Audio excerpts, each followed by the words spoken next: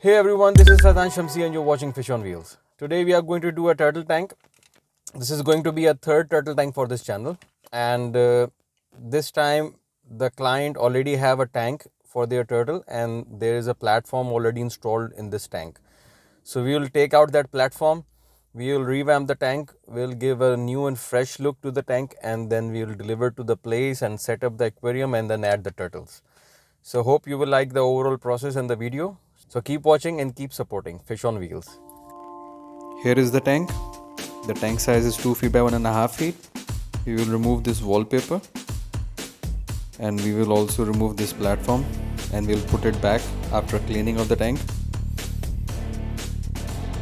So we have removed the wallpaper and the platform. So let's get started.